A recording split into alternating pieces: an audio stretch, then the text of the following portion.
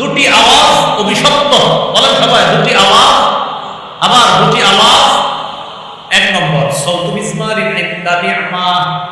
আনন্দের সময় গান বাদ্য বাজানোর আওয়াজ অভিশপ্ত।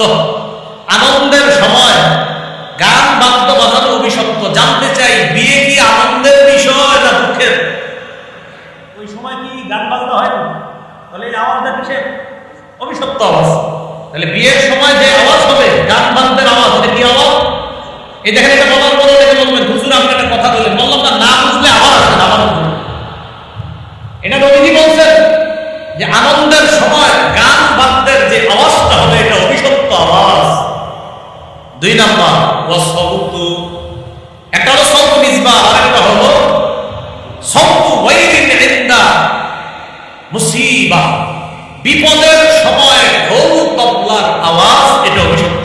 কিসের সময় বলেন তো? আমি জানতে চাই হুসাইন রাদিয়াল্লাহু তাআলা আনহুর শাহাদাত আমাদের জন্য কষ্টের কিনা? তাহলে এই কষ্টের সময় ঢোল তবলা বাজানো নবীজি বলছেন এটা অভিশপ্ত।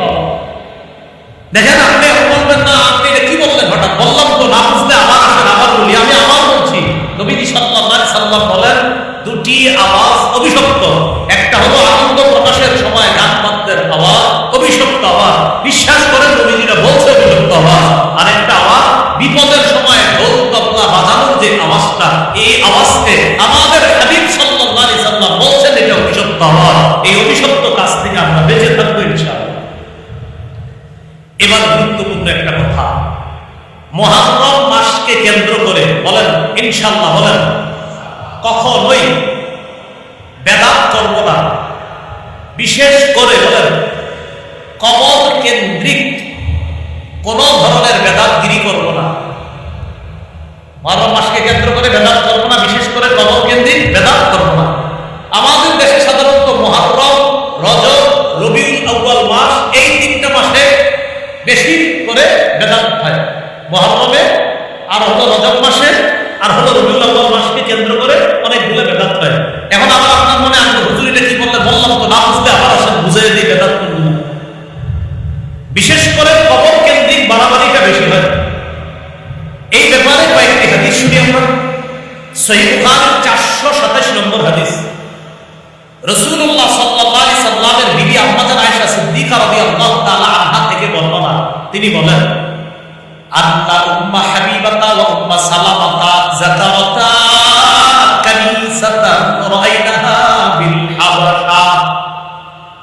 উম্মে হাবিবা, উম্মে সালামা নবীজির দুই সম্মানিতা স্ত্রী, আমাদের সম্মানিতা মাতা আম্মা জান উম্মে হাবিবা, উম্মে সালামা রাদিয়াল্লাহু আনহুমা হাবশায় একটা গির্জা দেখলেন। গির্জা ফিহা তাসাবির, ওই গির্জার মধ্যে মূর্তি।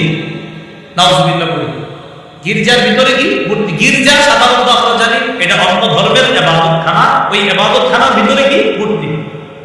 ফাযাকারাতা লিন-নবী সাল্লাল্লাহু আলাইহি ওয়াসাল্লাম, আম্মা জান দুইজন নবীজির কাছে বিষয়টা জানাইলেন, ইয়া রাসূলুল্লাহ ইবাদতখানার ভিতরে মূর্তি কেন? বিষয়টা বুঝলাম না। তখন নবীজি বললেন উলাইকা ইযা কানা ফীহিমুর রাজুলুস সালিহু ফামাতা বানাউ আলা কবরিহি মাসজিদান লাইকা শিরারুল খালকি ইনদাল্লাহি ইয়াউমাল কিয়ামাহ। এরা হলো এই সমস্ত মানুষ, কিয়ামতের ময়দানে এই মানুষগুলোর অবস্থা কি হবে এটা বলার আগে নবী বলতেছেন এই মানুষগুলো হলো এমন মানুষ যাদের মাঝে ভালো মানুষরা মারা যাওয়ার পর তারা কি করত? ওই ভালো মানুষগুলোকে কবর দিত, কবরের উপর তারা সেজদার স্থান বানাইতো। অসব্বরু ফীহি তিলকা সুওয়ার, ওই সেজদার স্থানের ভিতরে আল্লাহর ওলিদের মূর্তি বসায় দিত। আবার বুঝেন, নিচে আল্লাহর ওলিদের কবর, উপরে হলো মসজিদ বা ইবাদতখানা, আর ওটার ভিতরে ওই নিচে যে ওলিরা শুয়ে আছে ওই ওলিদের মূর্তি।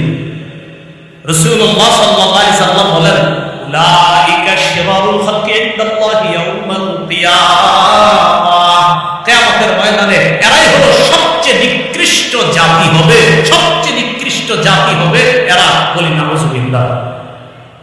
মুসনাদে আহমদের একটি হাদিস শুনি, আব্দুল্লাহ ইবনে মাসউদ রাদিয়াল্লাহু তাআলা আনহু বর্ণনা, قال رسول الله صلى الله عليه وسلم إن من شر الناس من تدركهم الساعة وهم أحياء والذين يتخذون কুবুরা মাসাজিদা।